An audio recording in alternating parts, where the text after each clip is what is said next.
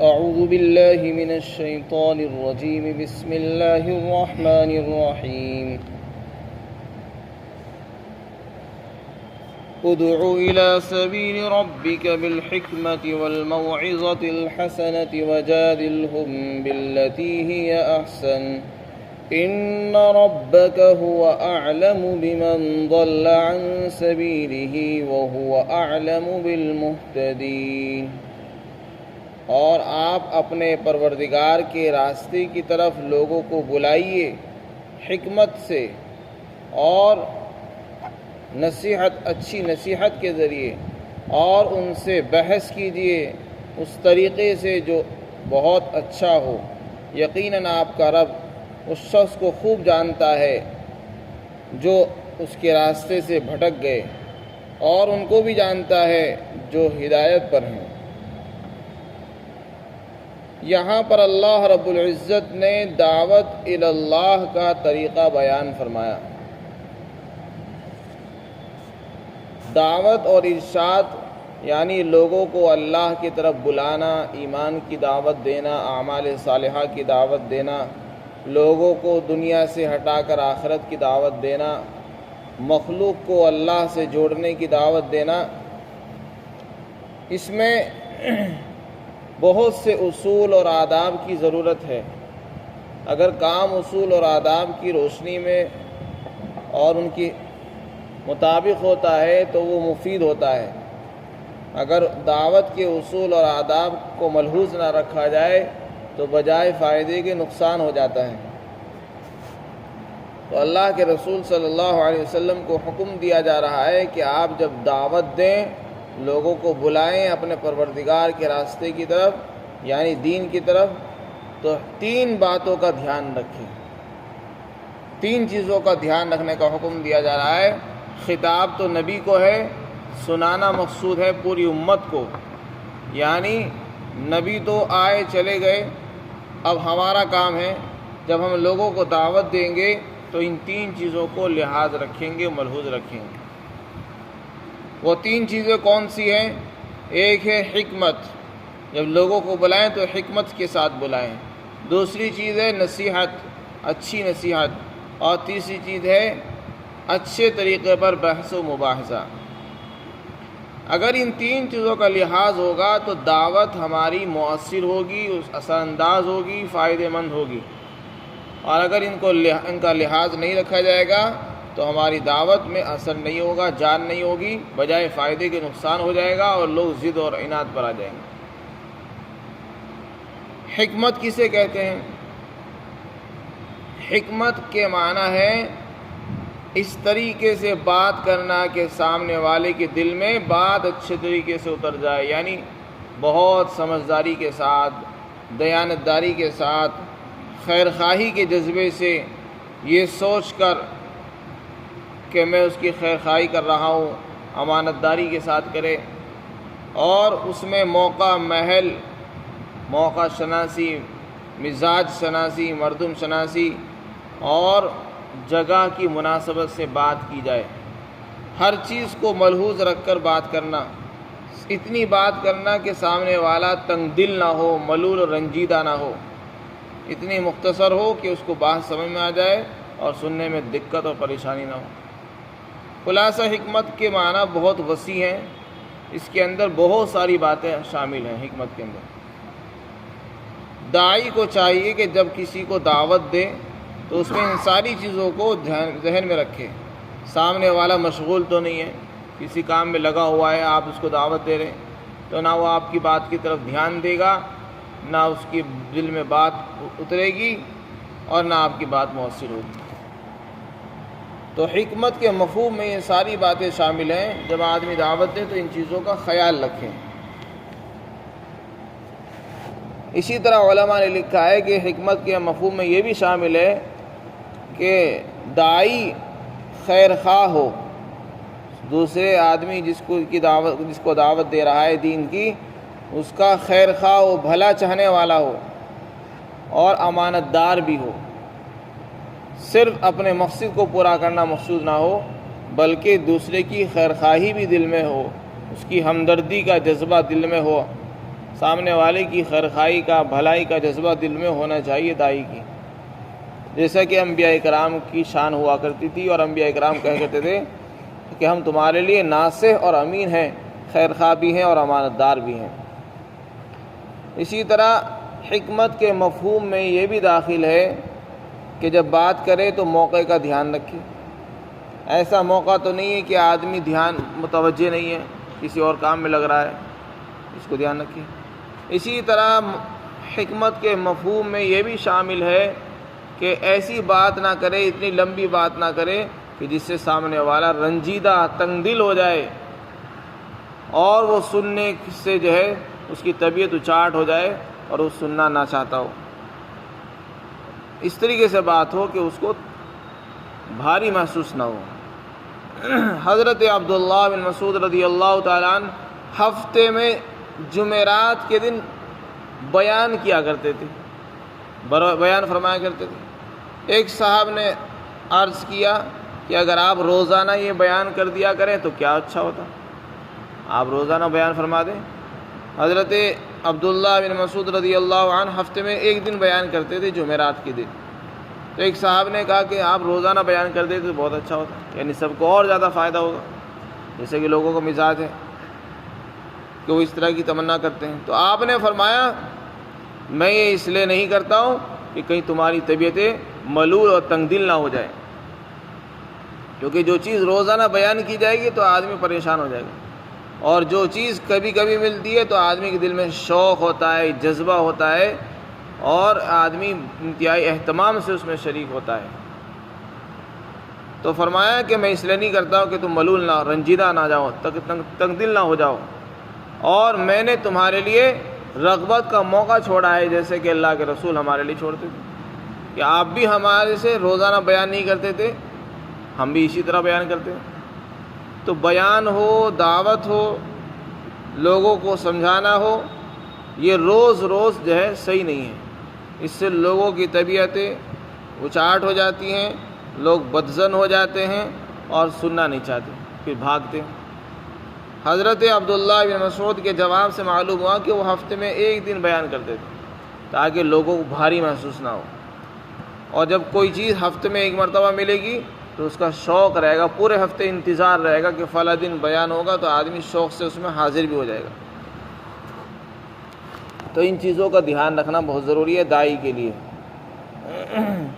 اسی طرح حکمت کے مفہوم میں یہ بھی شامل ہے کہ آدمی نرمی سے بات کرے۔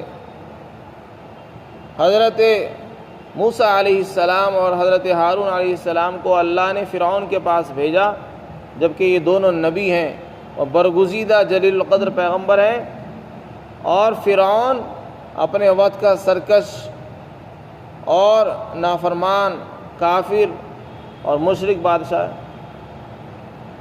تو سب سے بڑے طاغوت اور مشرک کے پاس اللہ تعالیٰ نے اپنے نبی کو بھیجا ہے، لیکن ساتھ میں کیا ہدایت فرمائی؟ وَقُولَا لَهُ قَوْلًا لَيِّنًا لَعَلَّهُ يَتَذَكَّرُ، کہ اس دونوں سے کہا کہ اس سے نرم بات کرنا، نرمی سے پیش آنا، سختی سے نہیں، ہو سکتا ہے وہ تمہاری نصیحت کو قبول کر لے۔ اس سے پتہ چلا کہ جب آدمی سختی سے بات کرتا ہے تو آدمی قبول کرنے کے بجائے ضد پر آ جاتا ہے۔ تو نرمی سے بات کرنے سے ایک فائدہ یہ ہوتا ہے کہ آدمی کے دل نرم پڑ جاتے ہیں اور بعض مرتبہ وہ قبول بھی کر لیتا ہے۔ تو آج کے جو داعی ہیں وہ حضرت موسیٰ سے افضل نہیں ہیں، اور جن کو ہم دعوت دے رہے ہیں وہ فرعون سے برے نہیں ہیں۔ اگر ہم مسلمان کو دعوت دے رہے ہیں وہ تو ایمان والے ہیں، فرعون سے تو پھر بھی لاکھ درجہ بہتر ہیں۔ تو اگر ہم آج کے دعوت دینے والے اپنے مسلمان بھائیوں کو بھی دعوت دیں اور سختی سے پیش آئیں تو یہ کہاں جائز ہو سکتا ہے؟ جب فرعون جیسے سرکش آدمی کو نرمی سے پیش آنے کا حکم دیا جا رہا ہے اس کے ساتھ، تو پھر ہم اور آپ کو تو اور زیادہ حسن اخلاق کے ساتھ دعوت دینے کی ضرورت ہے۔ وَالْمَوْعِظَةِ الْحَسَنَةِ، اسی طریقے سے دوسری چیز ارشاد فرمائی نصیحت۔ نصیحت عمدہ طریقے پر بات کی جائے، ایسے طریقے پر کہ آدمی کو اچھی لگے اور مؤثر ہو، اثر انداز ہو۔ اللہ کے رسول صلی اللہ علیہ وسلم کی عادت شریفہ تھی کہ جب کسی آدمی کے اندر کوئی غلطی نظر آتی تو اس کا نام لے کر نہیں پکارتے تھے، بلکہ مجمع میں کہہ رہے تھے کہ بعض لوگوں کو کیا ہو گیا ہے کہ وہ اس طرح کرتے ہیں، ما بال اقوام یفعلون کذا و کذا، کہ لوگوں کو کیا ہوا کہ وہ اس طرح کے کام کرتے ہیں۔ کبھی فرماتے ما بال اقوام یصلون معنا ولا یحسنون الطہور، لوگوں کو کیا ہوا ہے کہ نماز ہمارے ساتھ پڑھتے ہیں اور وضو اچھی طرح نہیں کر کے آتے، جس کی وجہ سے قرآن ہمارے وہ مشتبہ ہو جاتا ہے۔ یعنی لوگ جو صحیح طریقے سے وضو کر کے نہیں آتے اور نماز میں شامل ہو جاتے ہیں، اس کی وجہ سے امام کو متشابہ لگتے ہیں اور قرآن میں غلطی ہو جاتی ہے۔ تو آپ نے ارشاد فرمایا، کسی کا نام نہیں لیا۔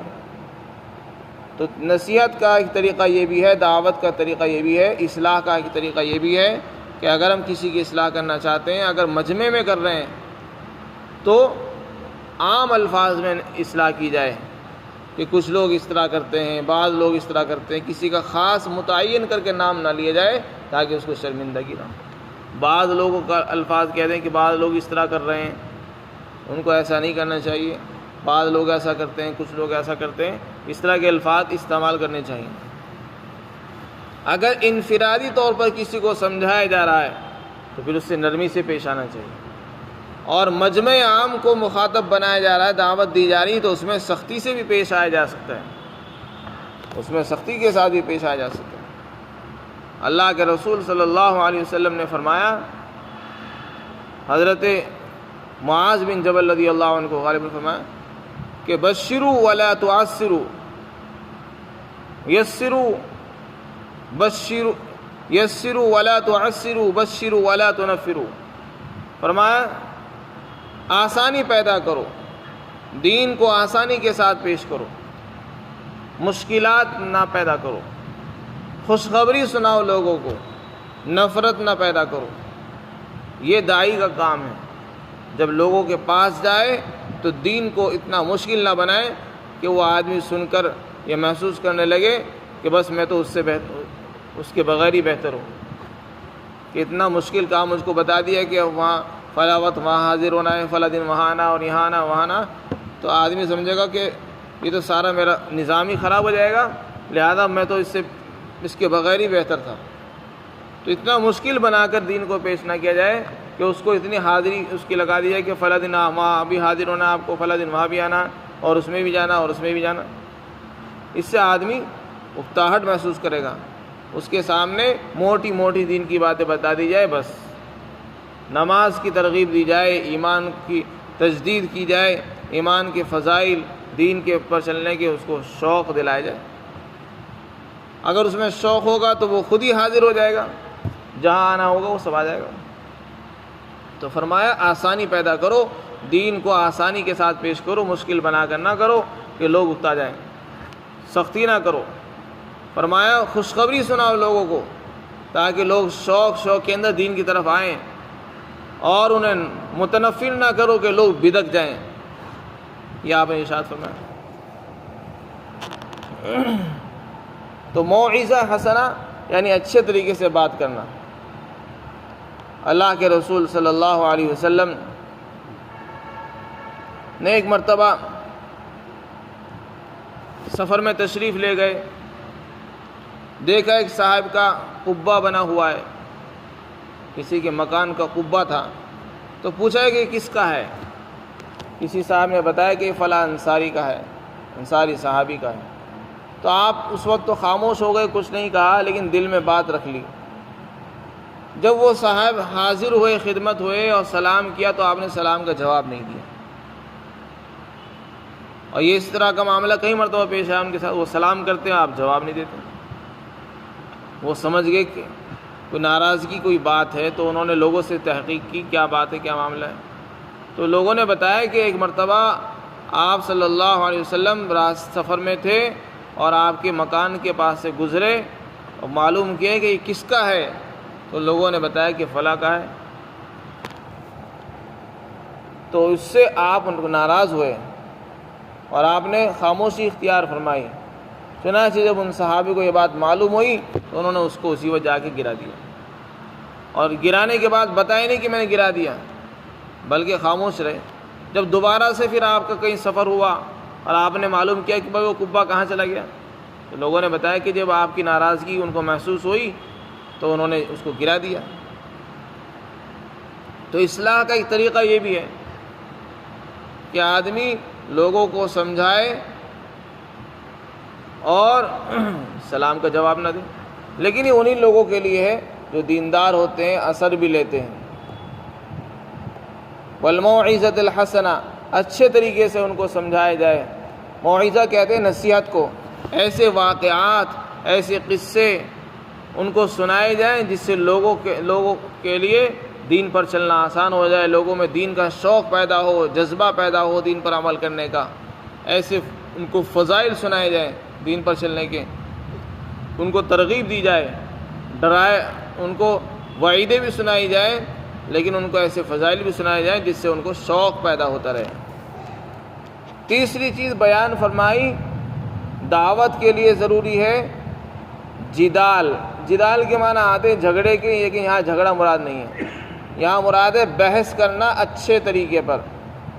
بعض مرتبہ جب کسی کو دعوت دیتے ہیں تو ہر آدمی ایک جیسے نہیں ہوتے، بہت سے لوگ ایسے ہوتے ہیں جو الجھ جاتے ہیں، سوالات کرتے ہیں الٹے سیدھے، بے تکی سوالات کر دیتے ہیں۔ تو ایسے لوگوں کے لیے پھر اسی حساب سے نمٹنا پڑتا ہے۔ ان سے اگر آپ وہاں الجھ جائیں گے، لڑیں گے تو فائدہ نہیں ہوگا، نقصان ہو جائے گا، آپ کی دعوت بھی دھری رہ جائے گی اور کچھ فائدہ نہیں ہوگا۔ تو کیا کرنا ہے ایسے موقع پر؟ ان کو انہی کی زبان میں جواب دینا کہ سانپ بھی مر جائے اور لاٹھی بھی نہ ٹوٹے۔ وہ کیسے؟ حضرت ابراہیم علیہ السلام نے دعوت دی، اس وقت کے بادشاہ نے کہا کہ تم کہتے ہو اللہ پیدا کرتا ہے، وہی موت دیتا ہے، وہی زندگی دیتا ہے، یہ کام تو میں بھی کرتا ہوں، زندگی اور موت تو میں بھی دیتا ہوں۔ تم کہتے ہو ربی اللہ یحیی و یمیت، میرا رب زندہ کرتا ہے، میرا رب موت دیتا ہے۔ اس نے 2 قیدیوں کو جیل خانے سے بلایا اور ایک کی گردن اڑا دی اور ایک کو رہا کر دیا، چھوڑ دیا، اور کہنے لگا دیکھو ان دونوں کو سزا ہو گئی تھی، اور ایک کو میں نے زندگی دی تھی، رہا کر دیا، اور دوسرے کو مار دیا۔ تو حضرت ابراہیم علیہ السلام اس میں الجھے نہیں، اس کو یہ نہیں کہا کہ نہیں یہ اس کا مفہوم یہ نہیں ہے، اس کا مطلب یہ نہیں ہے، اور زندگی موت دینے کا مطلب یہ نہیں ہوتا ہے جو آپ سمجھ رہے ہیں، بلکہ اس کا مطلب کچھ اور ہے۔ ان سوالات میں اور اس کو سمجھانے میں نہیں لگے، انہوں نے اپنا انداز بدل دیا اور سوال اس سے کیا، خود اسی سے سوال دوسرا شروع کر دیا، فرمایا کہ میرا رب تو سورج کو مشرق سے نکالتا ہے۔ میرا رب کون ہے؟ جو سورج کو پورب سے نکالتا ہے۔ اگر تو خدا ہے، وہ خدائی کا دعویٰ کرتا تھا بادشاہ، وہ کہتا تھا میں بھی خدا ہوں۔ تو آپ نے فرمایا اگر تو واقعتاً خدا ہے تو مغرب سے نکال کر دکھا، میرا رب تو روزانہ مشرق سے نکالتا ہے، تو ادھر سے نکال کر دکھا۔ جب تو خدا ہے پھر تو خدا تو کچھ بھی کر سکتا ہے، ادھر سے بھی نکال سکتا ہے، ادھر سے بھی نکال سکتا ہے، تو یہ مغرب سے نکال کر دکھا دے۔ وہ آپ کا یہ سوال تھا، وہ بالکل خاموش رہ گیا، ہکا بکا رہ گیا۔ فَبُہِتَ الَّذِي كَفَرَ، کافر بالکل ہکا بکا رہ گیا، مبہوت ہو گیا، کوئی جواب اس سے نہیں بن سکا۔ تو یہ طریقہ ہوتا ہے بحث کرنے کا، نہ یہ کہ اس میں الجھ جائے، نہ آدمی اس کو فائدہ ہو اور نہ سمجھے۔ تو ایسے انداز سے بحث کرنا کہ اس آدمی لاجواب ہو جائے، اس کے پاس جواب نہ بن سکے، یہ حضرت ابراہیم علیہ السلام کے واقعے سے ملتا ہے، قرآن کریم میں یہ قصہ آیا ہے۔ تو اسی کو فرمایا وَجَادِلْهُم بِالَّتِي أَحْسَنُ، قرآن میں جب فرمایا ادفع باللتی ہی احسن، ایسے طریقے سے دفاع کرو کہ جس کے درمیان دشمنی ہوگی وہ بھی دوستی میں بدل جائے گی۔ فَإِذَا الَّذِي بَيْنَكَ وَبَيْنَهُ عَدَاوَةٌ كَأَنَّهُ وَلِيٌّ حَمِيمٌ، جو دشمن ہوگا وہ دوست بن جائے گا آپ کا۔ اگر آپ اچھے طریقے سے اس سے بحث و مباحثہ کریں گے تو پھر وہ آپ کا دوست بن جائے گا، محبت پیدا ہو جائے گی۔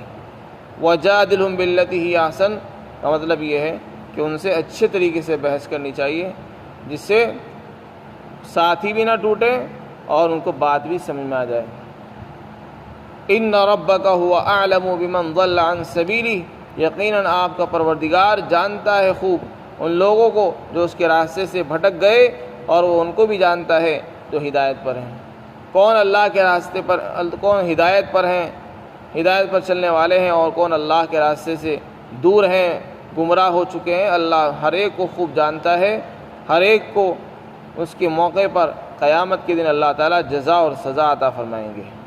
تو یہ داعی کے لیے 3 چیزیں بیان فرمائی، 3 طریقے بتا دی گئے دعوت دینے کے لیے، یہ اہم اور ضروری ہیں۔ اسی کے اندر اور بھی بہت سی مثالیں ہیں جو دیکھنے سے، مطالعے سے ملتی ہیں۔ اللہ تعالیٰ ہم سب کو عمل کو توفیق دے۔